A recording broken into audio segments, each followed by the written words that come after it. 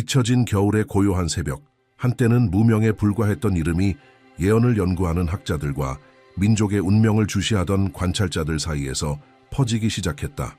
엘리어스 먼로, 한 미국인 목사는 수백만 명 앞에서 불가능해 보였던 예언들이 실현되기 시작하면서 전 세계적으로 알려지게 되었다. 그는 유력한 가문 출신도 유명한 학자도 영향력 있는 정치인도 아니었다. 그저 평범한 노동자였으며 마치 스크린에 투사된 장면처럼 선명한 환상을 본다고 주장하는 사람이었다. 그는 항상 확신에 찬 목소리로 날짜, 장소, 색깔, 몸짓까지 상세히 묘사하며 말하곤 했다. 오랫동안 사람들은 그를 무시했지만 그의 모든 계시가 현실의 사건들과 일치하기 시작하면서 상황은 달라졌다. 2019년 엘리어스는 자신이 이끄는 작은 교회에서 불안한 환상을 보았다고 말했다. 사람들이 얼굴을 천으로 가리고 슈퍼마켓은 아수라장이며 성전은 문을 닫고 군중은 서로 멀리 떨어져 있었고 마치 공기가 오염된 것처럼 보였다. 많은 사람들이 그를 비웃으며 괴담을 퍼뜨리는 자라 조롱했다. 하지만 몇 달 뒤 팬데믹이 전 세계를 고립 상태로 몰아넣었고 뉴스에 나온 영상은 그가 묘사했던 모습과 똑같았다. 그 순간 조롱은 침묵으로 바뀌었고 그의 이름은 교회 바깥 세상에도 알려지기 시작했다.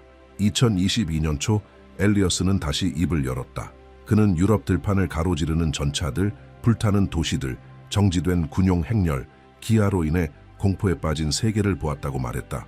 불과 몇 주 후 러시아는 우크라이나를 침공했고 곡물 수출이 중단되며 전 세계적인 식량 위기가 닥쳤다.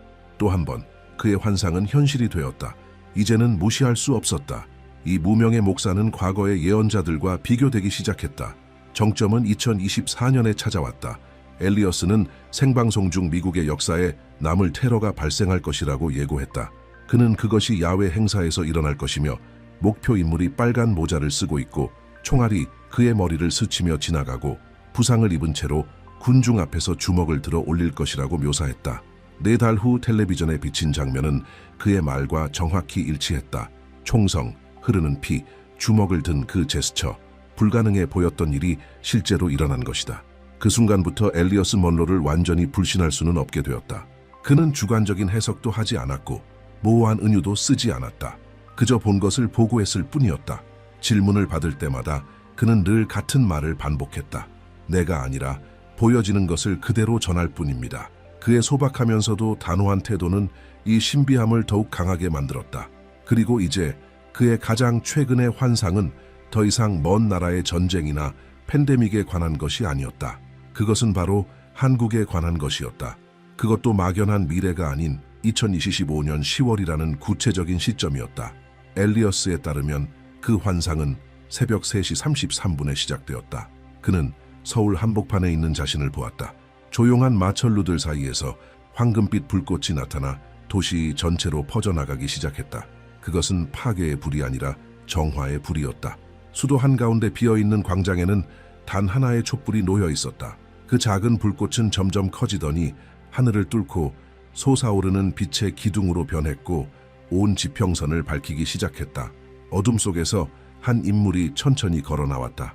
그는 검은 옷을 입고 있었지만 그 주변에는 부드러운 빛이 감돌고 있었다.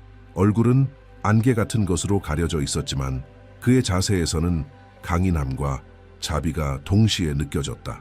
한 걸음 내디딜 때마다 어둠은 사라지고 새로운 빛이 피어났다. 엘리어스는 그의 정체를 밝히지 않았고 단지 그 인물을 숨겨진 자라고 불렀다. 그리고 그가 이미 이 땅에 존재하고 있으며 그의 드러남이 한국의 결정적인 전환점이 될 것이라고 말했다. 이 예언은 곧바로 한국의 고대 예언들과 연결되었다. 수세기 동안 보존되어 온 문헌들 속에서도 바로 그 을사년, 즉 2025년이 언급되어 있었다. 오래된 기록은 눈물이 땅을 뒤덮을 것이다 라고 했는데 그것은 약함의 표시가 아니라 정화와 새로움의 과정이라 했다. 또 다른 예언에서는 사회의 가장자리에 있던 뜻밖의 인물이 등장할 것이며 그는 3번 넘어졌다가 다시 일어설 것이라 했다. 이 우연치고는 지나치게 정확한 일치들은 무시하기엔 너무 섬뜩했다. 엘리어스 먼로는 자신의 환상들이 고립된 것이 아니라 한반도의 고대 예언들과 연결된 연속적인 흐름이라고 주장했다. 그는 자신에게 보여진 영상들이 마치 영화의 조각 장면처럼 빠르게 지나갔다고 했다. 그 순간순간 역사적인 상징들이 그의 눈앞에서 겹쳐졌다고 한다. 그는 과거의 전사들, 저항의 인물들, 순교자들과 혁명운동들을 보았다고 묘사했다. 불타는 깃발들, 목소리로 가득한 광장, 그리고 이어지는 깊은 침묵, 그 후에 도시를 뒤덮는 하나의 외로운 불꽃. 그에게 이것은 단순한 정치나 권력에 대한 메시지가 아니었다. 민족 정체성에 대한 메시지, 수세기를 넘어 울려 퍼지는 부름이었다. 엘리어스 목사는 이 시기를 예언한 사람이 자신만이 아니라고 강조했다. 오래된 기록들 속에서도 이미 이 시기에 대한 예고가 존재했다. 대표적인 예가 바로 정감록이라 불리는 비밀서적이었다. 이 책은 60년마다 돌아오는 을사년에 변화가 올 것이라 예고하고 있었다. 정감록의 본문에는 눈물이 강이 되어 땅을 정화하고 오랫동안 대립하던 세력이 마침내 화해에 이른다는 구절들이 존재한다. 엘리어스는 한국의 학자들이 이 구절들을 확인하는 것을 들으며 자신이 본 것이 단순한 개인적 환상이 아니라 오랜 세월 동안 한 민족이 공유해온 집단적 기억의 일부라는 것을 깨달았다고 말했다. 이는 단순한 믿음이나 전통의 문제가 아니었다. 연결고리들이 너무나 구체적이었고 그 정밀함 때문에 평소 회의적이던 이들마저 주목하기 시작했다. 또 하나 언급된 기록은 가바유록 16세기 작성된 필사본이었다. 이 문서에는 어두운 시기에 등장할 예상치 못한 지도자에 대한 내용이 담겨 있다. 그 인물은 권력의 정점에 있는 자가 아니라 아래에서 약하고 잊혀진 사람들 속에서 나타날 것이라고 한다. 그는 3번 넘어진 후에야 진정으로 일어설 수 있으며 원수를 동지로 바꾸는 능력을 지닌 자라 묘사되어 있다. 엘리어스 먼로는 자신이 본 숨겨진 자와 이 인물의 묘사가 소름 끼치도록 유사하다고 밝혔다. 이는 고전적 영웅상이 아니라 고통과 거절, 그리고 극복을 통해 단련된 존재였다. 계시를 설명하던 중 엘리어스는 또한 16세기 일본의 침략기 동안 활동한 스님 서산대사 서명대사의 말을 떠올렸다. 그의 임종 직전 한 문서를 남겼다는 전설이 전해지는데 그 문서에는 한반도의 미래가 기록되어 있었다고 한다. 첫 번째 부분, 나라가 피로 갈라지는 전쟁은 이미 실현되었고, 두 번째 부분은 전문가들에 따르면 분단 75년 후 붕괴가 시작된다는 예언이었다. 그 계산은 정확히 2025년과 일치한다. 엘리어스는 자신이 본 한국의 각성과 재탄생의 비전이 이 역사적 순환과 깊이 연결되어 있다고 믿고 있다. 엘리어스 먼로의 증언은 현대의 예언들과도 일치한다. 여러 현대의 스님들과 영적 지도자들은 2025년부터 2035년 사이 한국이 단순한 경제 강국을 넘어 세계의 영적 중심지가 될 것이라고 예언해왔다. 여기서 말하는 영적은 절이나 교회 같은 공간이 아니라 새로운 집단의식, 즉 무너지는 낡은 질서 속에서 다른 나라들에게 영감을 주는 공동체의 자각이었다. 엘리어스는 이것이 자신이 받은 메시지 중 가장 명확한 것이라고 했다. 다가오는 것은 단순한 정권 교체가 아니라 국민의 본질적 변화, 국경을 넘어서는 새로운 탄생이라는 것이다. 엘리어스 먼로는 자신의 환상 중 가장 강렬한 지점이 단순히 숨겨진 자의 등장이 아니라 그 인물이 등장한 환경에 있었다고 밝혔다. 그는 한국이 조용한 붕괴 상태에 빠져 있었고 여러 압력이 동시에 밀려오고 있는 모습을 보았다고 말했다. 서울 위로 타오르던 불꽃은 파괴의 징조가 아니라 경고였다. 나라는 이미 그 구조의 한계에 도달해 있었던 것이다. 엘리어스는 거대한 빌딩들이 보이지 않는 부채에 둘러싸여 있고 가족들은 무너진 계약서들을 들고 있으며 청년들은 졸업장을 손에 쥐고 있지만 미래로 향한 문은 닫혀있는 모습을 보았다고 전했다. 그가 본 장면 속에서 거리 곳곳에는 매물과 폐업이라는 간판이 가득했다. 그는 이것이 단순한 상징이 아니라 현실의 직접적인 반영이라고 설명했다. 수백만 명의 사람들이 빚에 짓눌리고 지방의 부동산 가치는 무너졌으며 서울의 고급 아파트는 중산층 전문직조차 감히 접근할 수 없는 수준이었다. 엘리어스에 따르면 이 금융 시스템의 압박이 바로 10월에 터질 불만의 도화선이 될 것이다. 그는 또 이 모든 상황 속에서 정치는 완전히 공허한 무대처럼 보였다고 전했다. 찢겨진 정치인의 포스터, 꺼진 마이크, 그리고 어떤 연설에도 반응하지 않는 무표정한 군중들. 그는 분명하게 느꼈다. 사람들은 더 이상 시스템을 믿지 않았고 어떤 약속도 분노를 막을 수 없을 것이라고. 이 지점은 이미 여러 최신 여론조사 결과들과도 일치한다. 지지율이 바닥을 친 정당들, 기록적인 정치 불신, 그리고 위로부터의 변화에 기대를 접은 청년층. 모든 것이 예언과 현실을 맞물리게 하고 있었다. 엘리어스의 환상 중 가장 섬뜩한 순간은 우주의 신호와 역사적 기류와 연결되어 있었다. 그는 10월 어느 새벽 서울 하늘을 밝히는 비범한 달빛을 보았다고 말했다. 이후 실제로 학자들은 2025년 10월의 보름달이 한반도 전역에서 유난히 밝고 뚜렷하게 관측될 것이라고 확인했다. 엘리어스는 이 우연이 절대 무시되어서는 안 된다고 주장했다. 그 달빛은 상징적인 기폭제, 즉 한 민족이 자신이 어떤 길목에 서 있는지를 자각하는 순간의 신호라는 것이다. 동시에 그의 눈앞에 한국의 역사적 장면들이 파노라마처럼 빠르게 지나갔다. 1950년의 분단, 학생들의 거리 시위, 광주의 피 흘림, 촛불로 물든 민주항쟁의 물결, 모든 장면이 서로 겹쳐지며 마치 과거가 현재를 향해 직접 손가락질하는 듯한 느낌이었다. 엘리어스는 그 순간 깨달았다고 한다.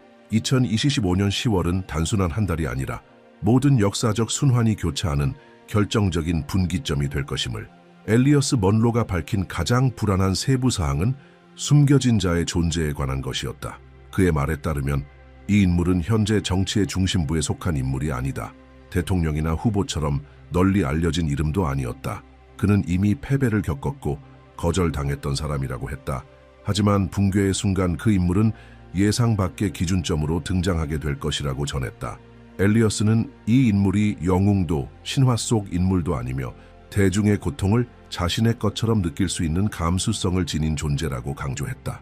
엘리어스는 여기서 더 나아가 그 인물은 이미 공공의 영역에서 활동하고 있을 수도 있다고 말했다. 그러나 지금은 아직 인식되지 않은 상태일 뿐이며 2025년 10월이 되면 그 존재가 드러날 것이라고 한다. 어떤 이에게는 활동가로 또 어떤 이에게는 기업가나 지역사회의 리더로 보일 수 있다.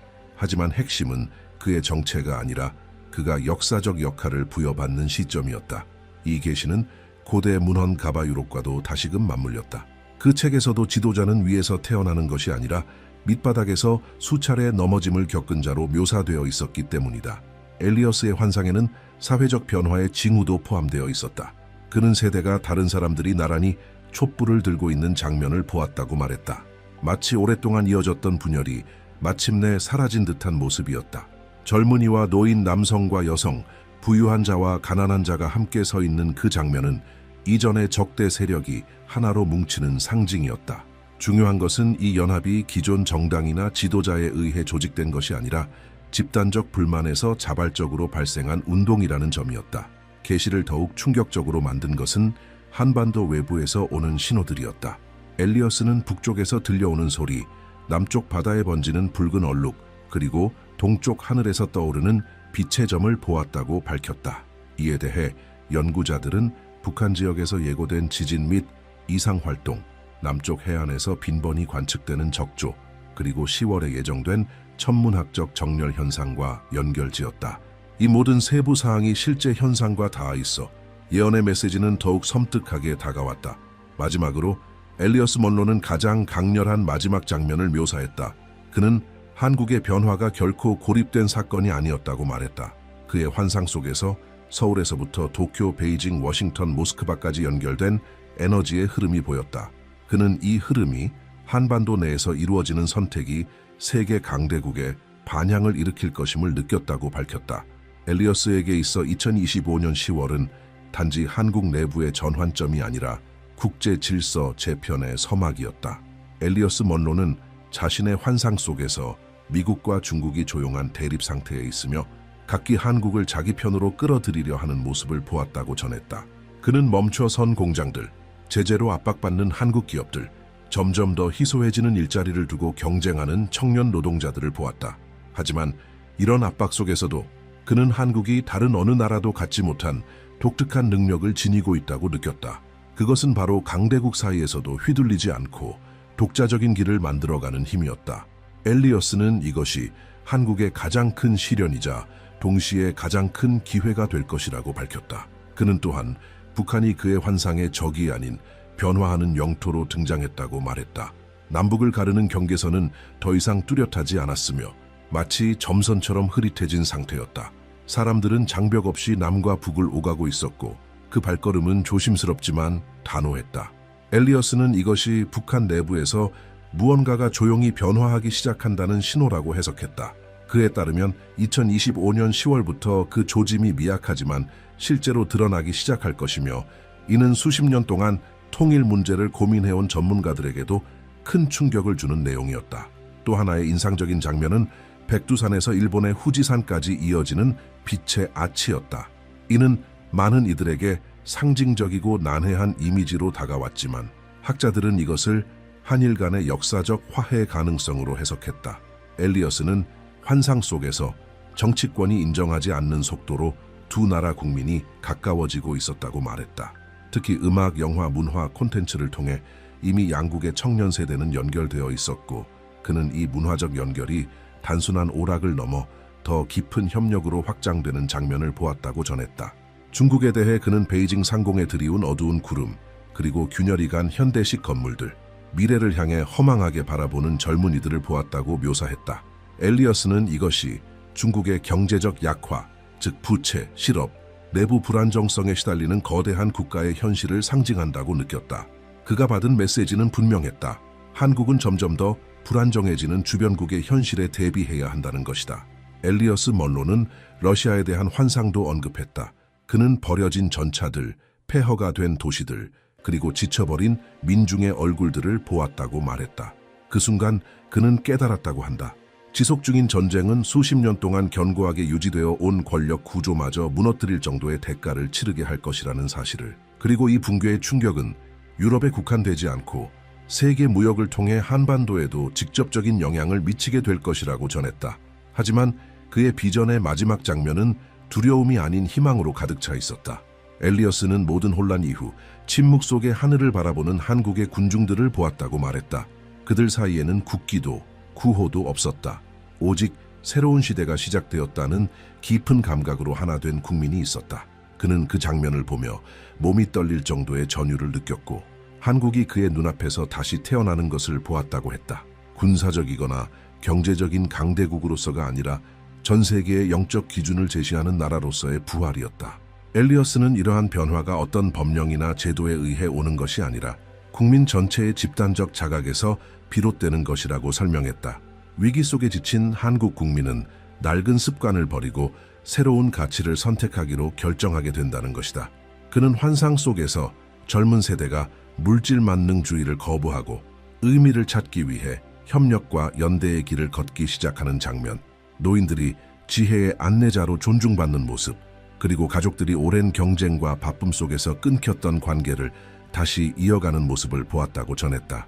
마지막 장면에서 그는 한 문장을 마음 깊이 들었다고 고백했다.